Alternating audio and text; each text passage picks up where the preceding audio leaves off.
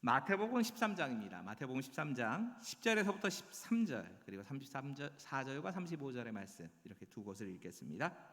마태복음 13장 10절에서부터 13절 그리고 34절 35절의 말씀입니다. 10절에서부터 13절까지의 말씀 우리 교독하실까요? 한 절씩 교독하시고 33절, 34절, 35절은 함께 교독하도록 하겠습니다. 자, 먼저 10절부터 13절 교독하시겠습니다. 제가 먼저 읽습니다. 제자들이 예수께 나와 이르되 어찌하여 그들에게 비유로 말씀하시니까?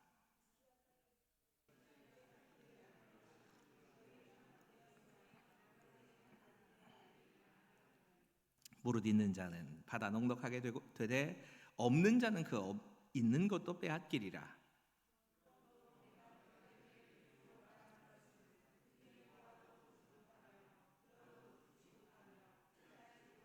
자, 34절 35절의 말씀은 함께 읽겠습니다. 시작.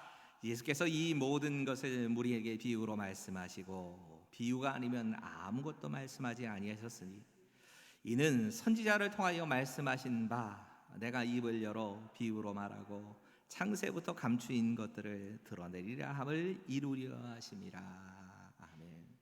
제가 신학교를 다니던 시절에 교수님 한 분께서 사실 성경을 어떻게 해석해야 되는가 성경 해석학을 가르치시던 교수님께서 이런 이야기를 들려주셨던 기억이 있습니다. 본인이 대학에 입학하기까지 가장 은혜받고 가장 충격적이었던 설교가 있었답니다. 6.25 전쟁이 막 끝난 그 무렵이었는데 우리 예수 믿는 사람들이 어떻게 예수를 믿어야 하는가에 대한 말씀을 하시면서 순교를 각오하고 목숨을 걸고 예수님을 섬겨야 된다 이런 설교였답니다. 그런데 대학에 와가지고 그 설교의 본문을 다시 읽고 묵상하다가 너무 놀랬답니다. 왜 놀랬냐면 그 말씀이 시편 23편 1절의 말씀이었기 때문입니다. 여러분 시편 23편 1절 우리 너무 잘 아는 말씀이지요. 여호와는 나의 목자시니 내게 부족함이 없으리로다. 이걸 설교하시는 분이 한글이 부족하셔서 그런 것인지 아니면 그 본문만 딱 그렇게 묵상이 되신 것인지 여호와는 나의 목 자르시니 내게 부족함이 없으리로다 이렇게 해석을 하시고 이 설교를 가지고 우리가 순교를 각오하기까지 예수님을 따라가야 한다라고 설교를 하신 겁니다. 이 말씀을 바로 깨닫고 나서 처음엔 배신감이 좀 들더랍니다. 근데 문제는 자기 신앙에 가장 은혜를 받았던 그 부분이 무너지니까 한순간에 신앙이 흔들리는 경험을 해보셨던 겁니다. 사실 이런 경험을 하시는 분들이 생각보다 우리에게는 많이 있습니다. 우리가 어떤 말씀에 대해서 이건 이런 뜻일 거야 라고 생각하면서 그 말씀을 붙잡고 그 말씀대로 내가 살아가야겠다라고 결단을 하고 살아갑니다. 그런데 정작 알고 보니까 그런 뜻이 아닌 겁니다. 우리가 가지고 있는 소위 말하는 요절신앙, 앞뒤 문맥은 상관하지 않고 딱 그 말씀만 그것도 잘못 해석해서 가지고 있는 경우에는 우리의 신앙이 그 요절신앙이 무너지면서 그 요절이 잘못됐다는 게 깨달아지면서 신앙 자체가 무너지는 경우도 있다는 겁니다. 이게 왜 위험하냐? 이단들이 이런 식의 저격을 잘 사용해서 자신들의 교리를 연결시키고 만들어 가기 때문에 어렵습니다. 말씀을 마치 구슬꿰기를 하는 것처럼 이 말씀과 저 말씀 정확하게 말하면 단어입니다. 단어와 단어를 연결시키면서 소위 비유풀이라는 거라서 이 비유풀이를 통해서 성경을 자신들이 의도하는 어떤 말을 전하기 위한 도구로 사용합니다. 제일 큰 문제는요, 이들이 성경 말씀을 가지고 다시 성경 말씀을 가지고 성경을 풀어갑니다. 우리는 성경을 하나님의 말씀으로 받아들이고 있는 사람들입니다. 그렇기 때문에 성경을 가지고 성경을 가지고 또 성경을 풀었기 때문에 누구보다 성경적이고 말씀에 서 있다라고 생각을 한다는 겁니다. 여러분 이런 생각을 바르게 자리 잡게 해주지 않으면 이들이 이단에서 빠져나올 가능성이 안 생기는 겁니다. 제가 수요 기도회에 지금 몇 주째 이단 특강을 하면서 이단 특강이 핵심적인 부분들을 좀 이렇게 다루면서 그래서 수요기도회가 요즘 안 나가고 있지요. 수요기도회가 우리 성도들 가운데 특별히 필요하시다는 분들을 제외하고는 이 이단에 대한 다루는 것은 제가 그 방송에 내보내질 않습니다. 유튜브 안 보냅니다. 근데 그러면서 이 우리나라 이단의 대체적인 큰 뿌리가 되는 이단, 통일교와 전도관에서 뿌리를 내리고 있는 이 이단들이 다 사용하고 있는 게 비유불인데, 여러분 신천지만 그런다고 생각하시는데 신천지만 그런 거 아니에요. 안사홍 증인회도 마찬가지고 JMS도 마찬가지고 통일교도 마찬가지고 또 전도관도 마찬가지입니다. 뿌리가 같은 데서 나오다 보니까 비유불이는 다 합니다.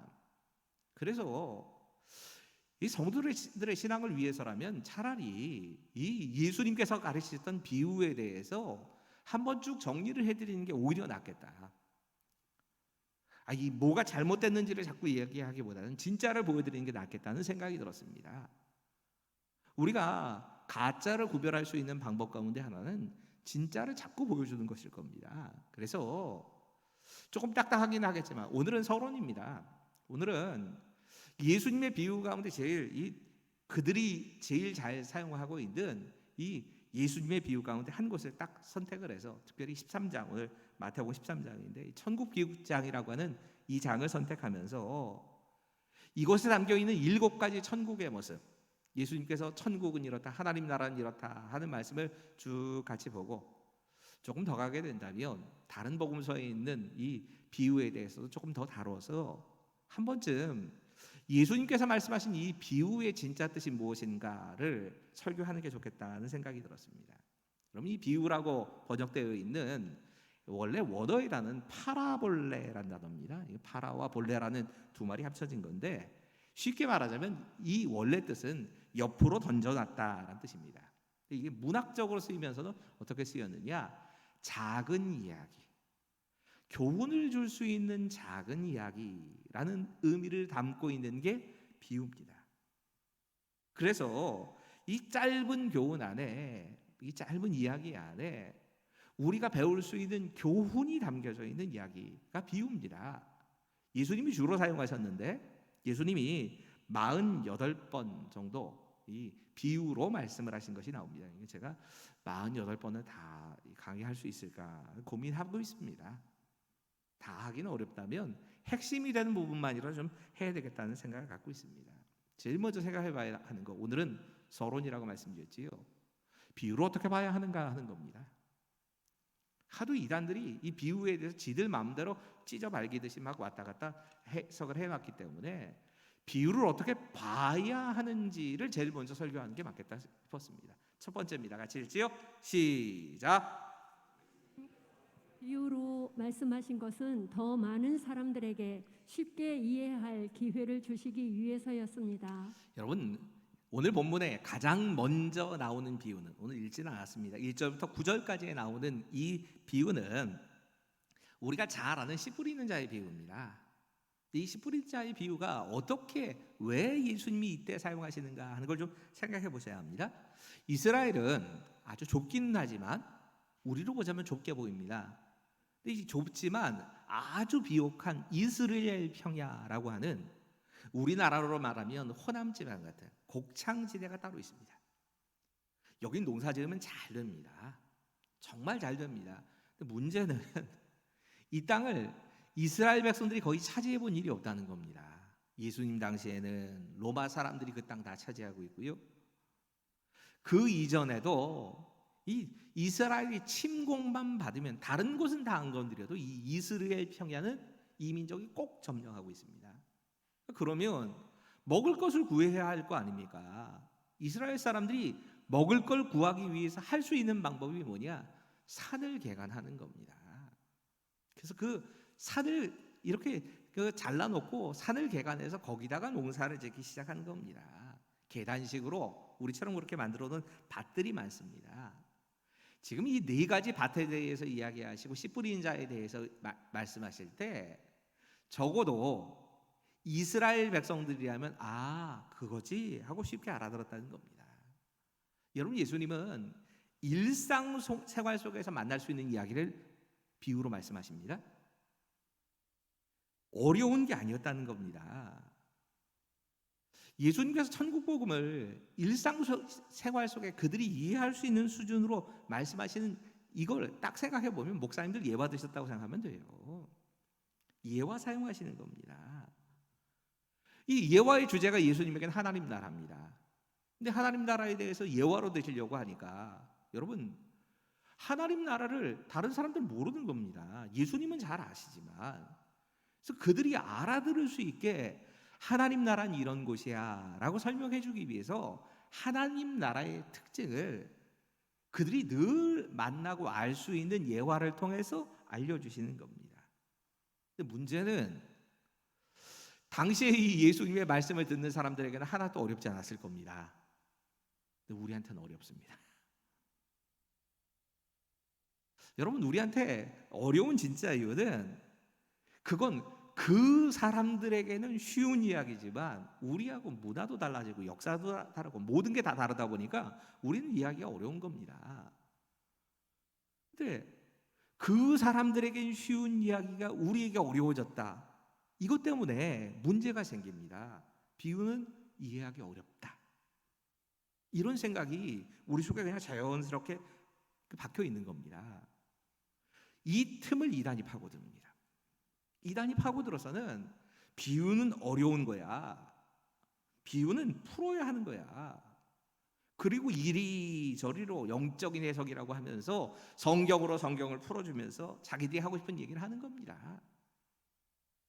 여러분, 지금 예수님께서 분명히 비유를 주시는 이야기를 이렇게 말씀하세요. 분명히 이야기해 주십니다. 10절과 11절입니다. 같이 읽지요. 시작. 제자들이 예수께 나와 이르되 어찌하여 그들에게 비유로 말씀하시나이까? 대답하여 이르시되 천국의 비밀을 아는 것이 너희에게는 허락되었으나 그들에게는 아니되었나니. 여러분, 이 말씀은야말로 이단들에게 제일 잘 이용당하는 말씀입니다. 예수님께서 비유로 말씀하시는데 그 비유로 말씀하신 것에 대해서 많은 사람들이 다 알아듣지 못하고 소수의 사람들만 겨우 알아들었고 잘 몰랐습니다. 그리고 예수님께서 제자들과 있을 때 그 비유에 대해서 어떤 뜻이야 라고 이야기를 해주십니다. 풀이를 해주시는 겁니다. 사실 그 비유를 풀어주셨다, 비유 풀이란 말이 잘못된 뜻이 아닌데 이단들이 하도 사용하다 보니까 이거 자체가 이상하게 들리는 말이 되어버렸습니다. 여러분, 천국의 비밀에 대해서 아는 게 너희에게는 허락되었지만 그들에게는 허락되지 않았다 할 때 그들이 누군가를 생각해 보셔야 합니다. 그들은 예수님의 말씀을 듣던 바리새인과 사두개인들입니다. 예수님 죽이려고 했던 사람들입니다. 그들은 이 말씀에 대해서 깨닫지 못한다라고 말씀하신 겁니다. 근데 이단들은 이야기를 합니다. 예수님이 말씀하신 거 이렇게 봐라. 어떤 사람들은 알아들을 수 있지만 어떤 사람들은 못 알아듣는다. 그리고 그 못 알아듣는 사람들, 이 사람들에게 제대로 된 비유의 뜻을 가르쳐 주는 게 우리다. 우리가 이렇게 비유에 대해서 잘 가르치고 있다. 그리고 이 비유 푸는 걸 굉장히 중요하게 얘기를 하면서 이 비유를 이해해야 예수님의 진짜 뜻을 알 수 있고 그 뜻을 바르게 알아야지만 구원받을 수 있어. 그러니까 우리 시대에 이 예수님의 비유에 대해서 바르게 잘 이해할 수 있도록 풀어주는 사람이 오늘 이 시대에 예수님과 같은 역할을 하는 사람 구원자다 이렇게 말을 합니다. 다들 속아 넘어갑니다. 그 자리에 이만희가 들어가기도 하고 그 자리에 정명석이 들어갈 경우도 있고요. 그 자리에 박태선이나 문선명이 들어가기도 합니다. 근데 이 비유풀이를 쭉 듣다 보면 그래, 그 비유가 진짜 중요하다라는 생각을 하면서 점차 그렇게 끌려가는 겁니다. 이 시대에 마치 성령님과 같은 자리에다가 자기의 교주를 슬쩍 밀어넣는 겁니다. 처음부터 그렇게 얘기 안 합니다. 이걸 누가 풀어줬는가 하면서 그 사람을 살살 띄우다가 결국에는 그 사람이 마치 예수님이나 성령님의 자리에 올라가 버리는 겁니다. 여러분, 이 말씀에 대해서도 아래에 있는 문맥만 잘 보면 그렇게 해석을 안 하게 됩니다. 바로 이어집니다. 13절 이렇게 말씀합니다. 같이 읽지요. 시작. 그러므로 내가 그들에게 비유로 말하는 것은 그들이 보아도 보지 못하며 들어도 듣지 못하며 깨닫지 못함이니라.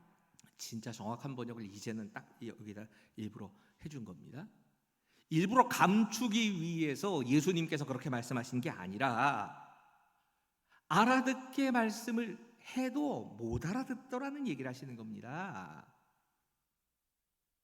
여러분, 예수님께서 비유를 감추기 위해서 말씀하신 게 아니라 알아듣게 하기 위해서 알려주신 겁니다. 근데 알아듣게 하기 위해서 알려주신 이 말씀을 못 알아듣는 사람들이 있었다, 이런 뜻이 되는 겁니다. 물론 성경의 다른 구절에 예수님께서 일부러 바리새파 사람들과 사두개파 사람들에게 알지 못하게 말씀하셨다는 뜻이 담긴 말씀이 있습니다.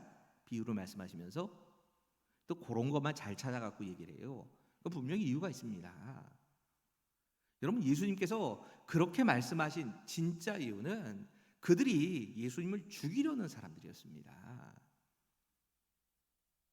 예수님이 이 땅에서의 사명을 다 담당하시기까지 예수님이 이 땅에 계셔야 하는 겁니다. 그 계시는 그 기간 동안에 이 하나님 나라, 그들도 모르고 다른 사람들도 잘 모르는 이 하나님 나라에 대한 이야기를 꼬투리 잡고 왜곡시켜서 예수님이 원래 걸어가셔야 될 그 십자가의 길, 공생의 시간을 단축시키고, 그리고 예수님 빨리 잡아 죽이려고 하는 사람들, 이 사람들이 생길 수 있었기 때문에 그들에게 일부러 숨기시는 겁니다. 분명히 그런 의도가, 비유를 말씀하시면서 예수님께서 그렇게 말씀하시는 건 맞습니다. 하지만 예수님이 비유를 주시는 진짜 이유는 모르는 걸 쉽게 알려주시기 위해서입니다. 그런 이야기로 예수님께서 주시는 게 비유입니다. 두 번째입니다. 같이 읽겠습니다. 시작. 비유는 만들어진 이야기입니다.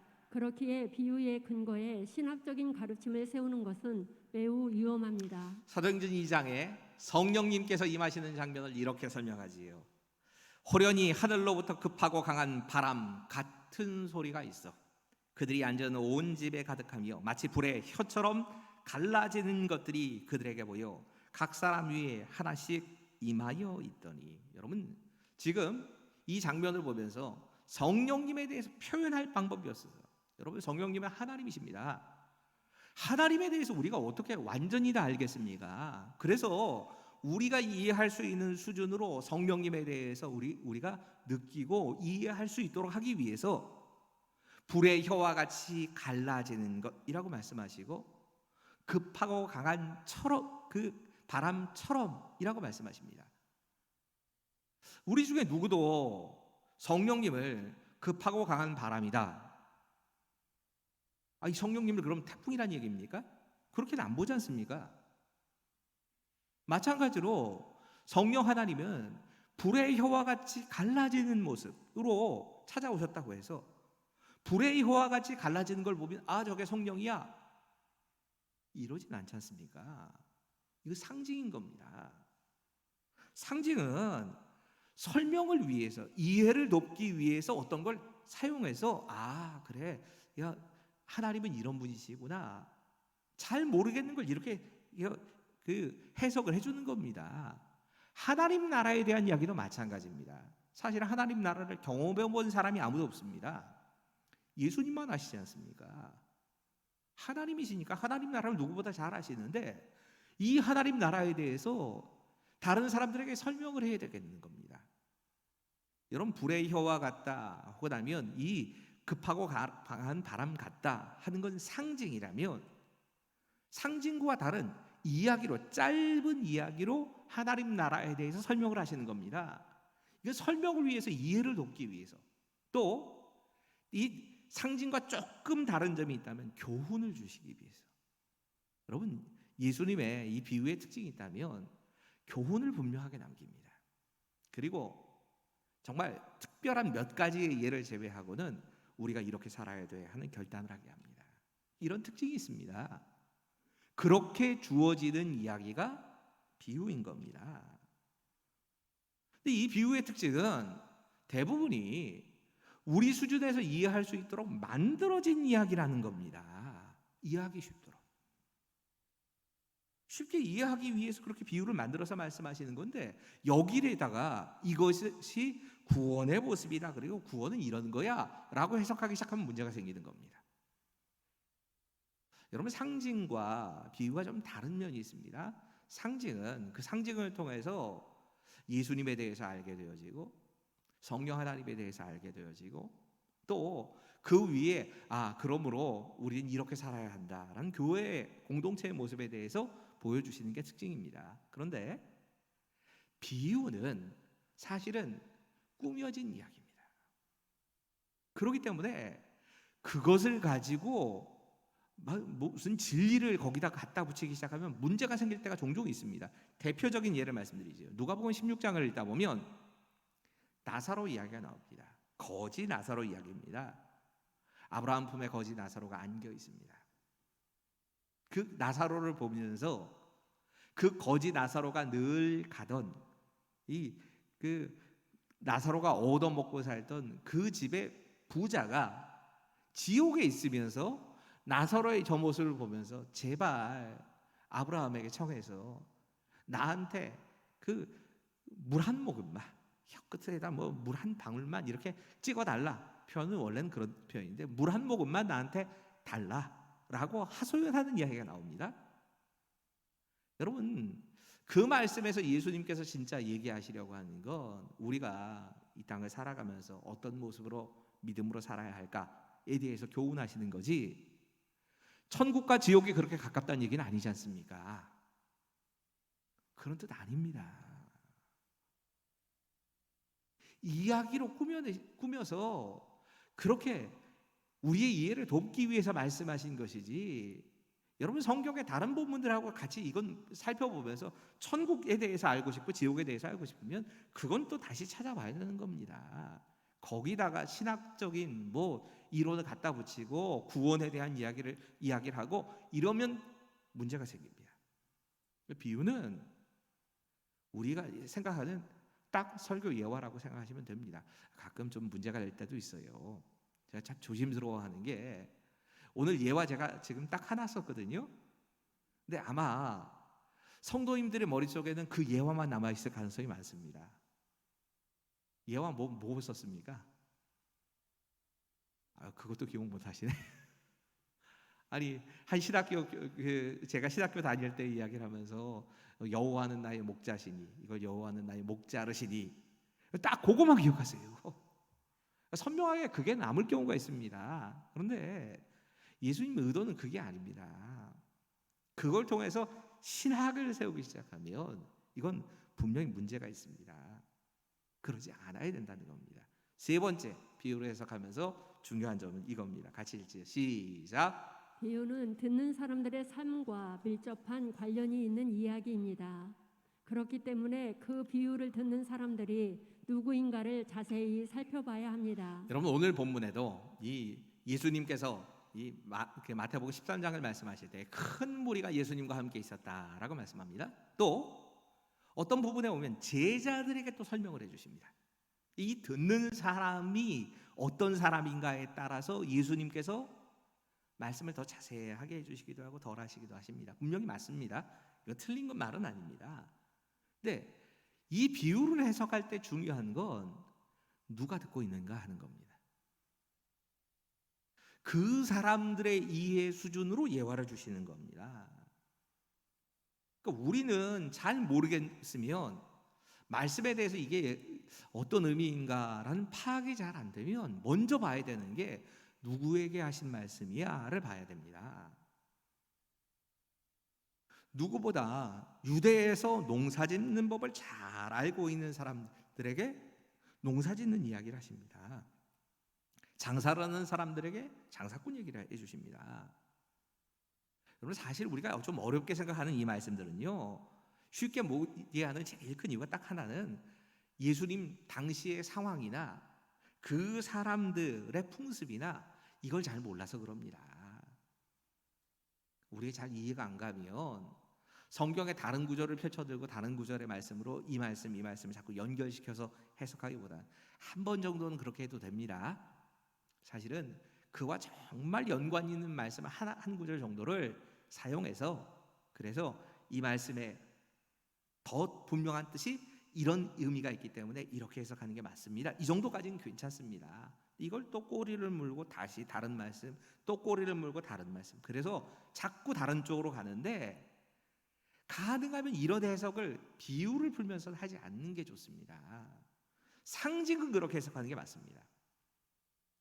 아까 말씀드렸던 이 예수님께서 말씀하신 상징은 성경 속에 다른 본문에서 어떻게 쓰였는가 이걸 보는 게 그게 맞을 겁니다. 근데 비유는 그렇게 푸는 거 아닙니다. 비유는 그 당시에 이 말씀을 듣고 있는 사람들에 대해서 배우면 됩니다. 이 사람들이 이 말씀을 어떻게 이해했을까? 도대체 어떤 당시의 풍습이 있길래 예수님이 이런 말씀을 하신 거야? 그러니까 비유에 대해서 알기를 원하신다면 좋은 성경사전 갖다 놓으시고요. 그것도 좀 어려우시다면 진짜 잘 그 부분에 대해서 해석해주고 있는 문화와 배경을 잘 설명하고 있는 요즘 그런 책 많이 나왔어요.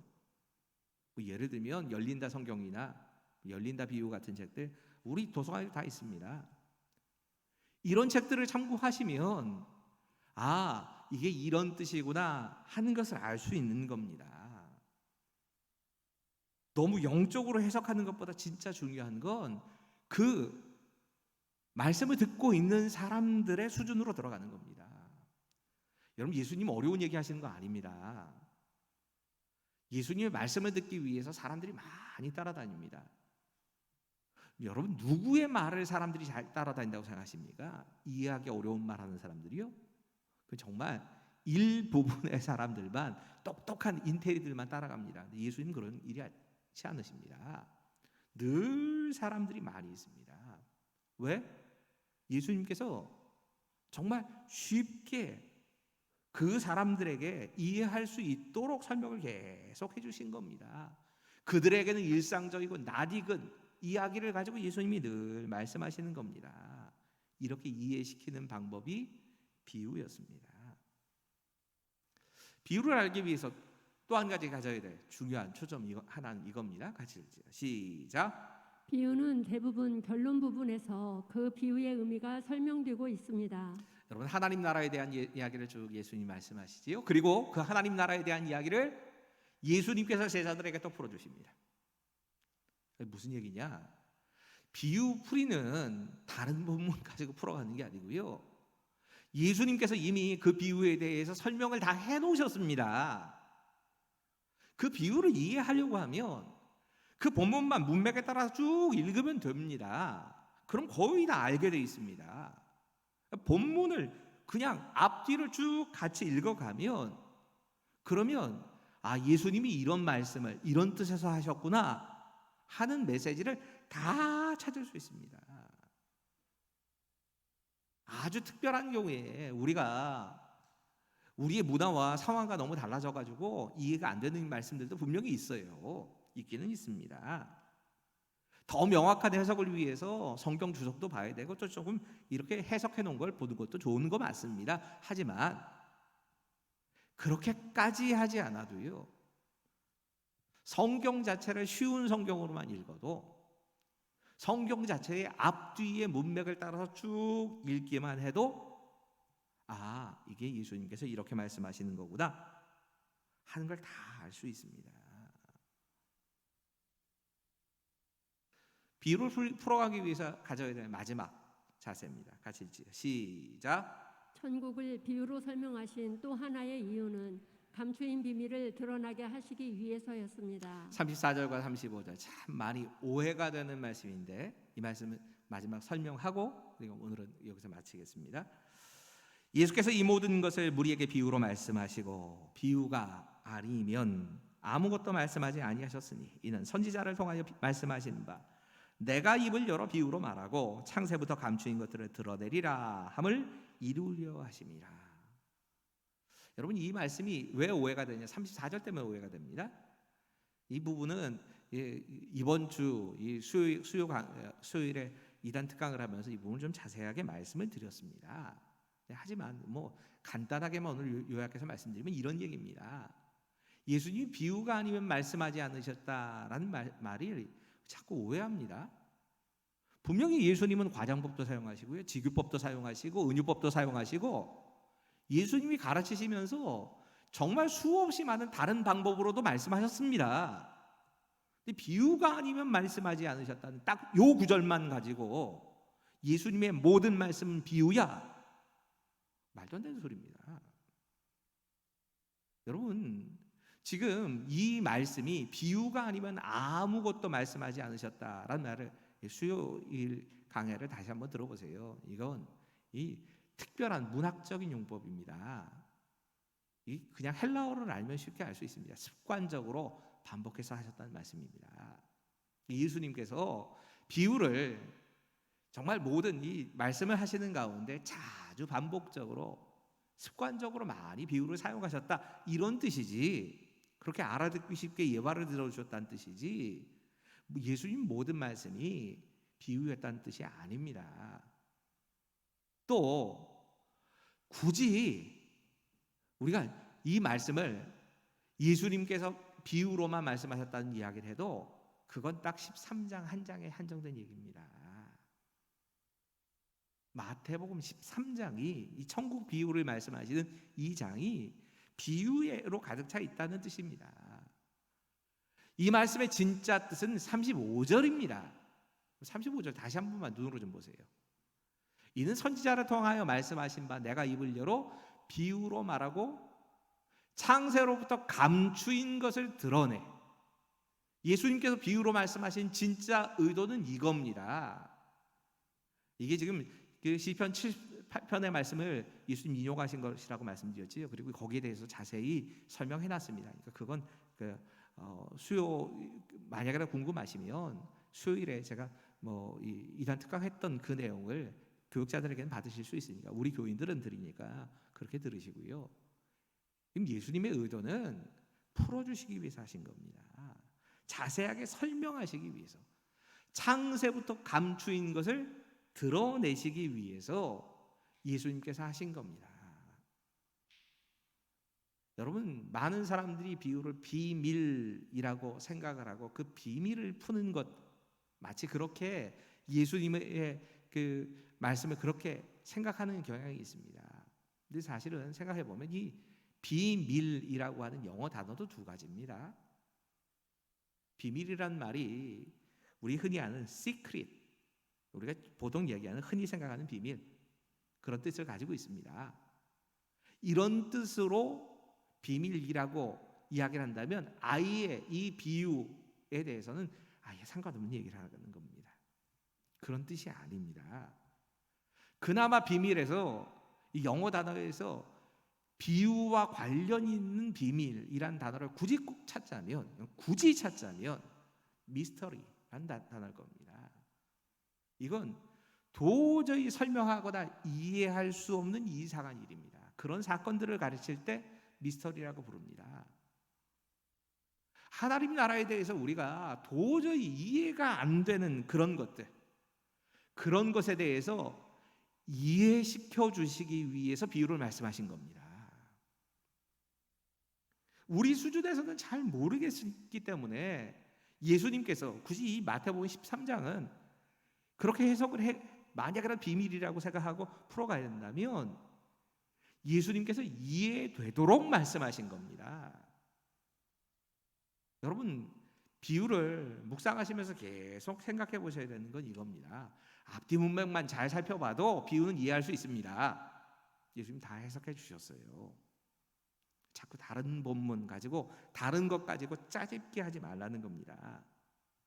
비유를 그래도 잘 못 이해하겠다 그러면 당시의 사람들이 어떻게 이 말씀을 받아들였을까 생각하면서 그 당시의 문화나 그 당시 사람들에 대해서 알려고 그냥 생각하시면 됩니다.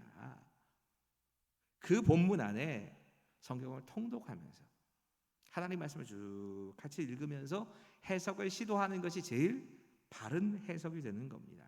그리고 이걸 통해서 하나님께서 쉽게 이야기해 주신 이 말씀을 통해서 하나님 나라는 이래야 하는구나, 하나님 나라는 이것이구나 하는 것을 배워가시는 그런 시간들이 되시길 바랍니다.